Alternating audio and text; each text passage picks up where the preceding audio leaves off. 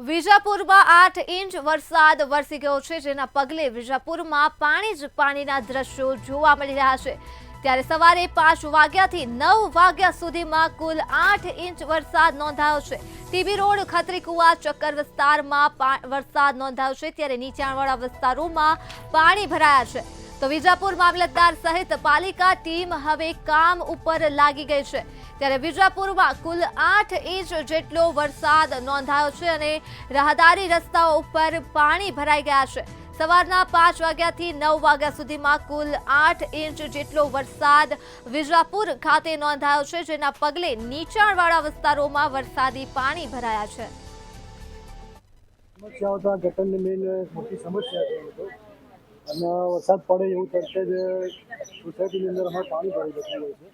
આમ તો જોવા જઈએ તો નગરપાલિકાએ માગણી કરી ગ્રુપ પંચાયત સમાવેશ કરવા માટે, પરંતુ એનો પણ પંચાયત વેરા પણ લે છે, પણ એની કોઈ સગવડ ભોગવતી નથી, સગવડ આપતી વેરો વસૂલ કરવા છતાં પણ એની સગવડ ન મળતી। કેટલા સમયથી તમે આ સમસ્યાથી પીડિત છો?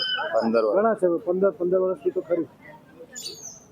વિજાપુર જૂથ પંચાયત, ગોવિંદપુરા જૂથ પંચાયતની અંદર કઈ સમસ્યાઓ છે? અહીંયા અમારી સોસાયટીમાં જોવા જઈએ તો ઘણી બધી સમસ્યાઓ છે।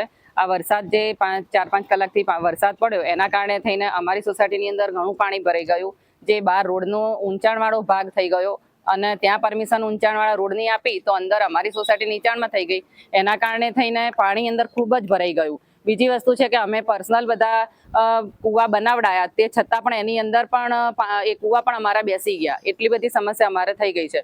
બીજી વસ્તુ કે આગળ જે સોસાયટીઓના એને થાય છે અને અમારી સોસાયટી એના કારણે થઈને દબાતી જાય છે, તો એ નીચાણવાળો ભાગ થઈ જાય છે, એના કારણે થઈને એક મોટી સમસ્યા થઈ ગઈ છે કે પાણી બધા બહારથી પણ અંદર આવે છે, એટલે ગટરના પાણી પણ અંદર આવતા હોય છે, એટલે શું છે કે રોગચાળો થવાની સમસ્યા વધી ગઈ છે અને મચ્છર ને બધું વધારે થાય છે।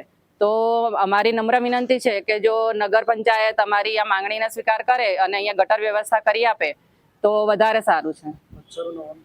એ તમારી જે નગરપાલિકા જૂથ પંચાયત દ્વારા શું માગણી છે તમારી?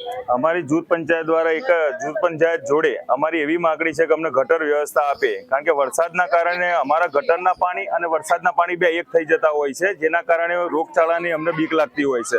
અને બીજું કે અહીંયા ગટર વ્યવસ્થા નથી, એટલે અમારા એપાર્ટમેન્ટની અંદર અમારા પોતાના કૂવા છે કે જે વારંવાર બેસી જતા હોય છે। આજે પણ એક કૂવો અહીંયા હમણાં હાલ બેસી ગયો છે, આજે 8 ઇંચ વરસાદ પડ્યો છે, જેના કારણે કૂવો બેસી ગયો છે કે જે પાણી હવે ગટરનું પાણી બધું બહાર આવશે અને આ પાણી બધું મિક્સ થઈ જશે, વરસાદનું પાણી બંને। આજ વહેલી સવારથી જ મેઘરાજા મહેર કરી છે વિજાપુર શહેર તથા ગ્રામ્ય વિસ્તારની અંદર। આ સવારના પોરમાં જ્યારે વરસાદ પડ્યો ત્યારે વિજાપુરની અંદર 8 ઇંચ જેટલો વરસાદ સવારે 8 વાગ્યા સુધીમાં પડી ચૂક્યો હતો। ઠેર ઠેર પાણી ભરાવા જેવા દ્રશ્યો જોવા મળી રહ્યા છે। અત્યારે હાલ આપણે શ્રીરામ એપાર્ટમેન્ટમાં જોઈ રહ્યા છીએ દ્રશ્યો કે જે એપાર્ટમેન્ટની અંદર પાણી ભરાયેલા છે। અત્યારે હાલ વરસાદ રોકાઈ જવાના કારણે પાણી ઓસરી ગયા છે, પરંતુ સમય અંતરે જ્યારે પણ અહીંયા આગળ 1 ઇંચ જેટલો પણ વરસાદ પડે છે ત્યારે અહીંયા આગળ પાણી ભરાઈ જતા હોય છે અને લોકોને હાલાકીનો સામનો કરવો પડતો હોય છે।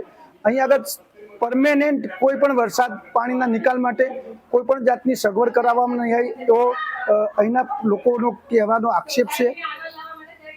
મંતવ્ય ન્યૂઝ, મહેશ પટેલ, વિજાપુર।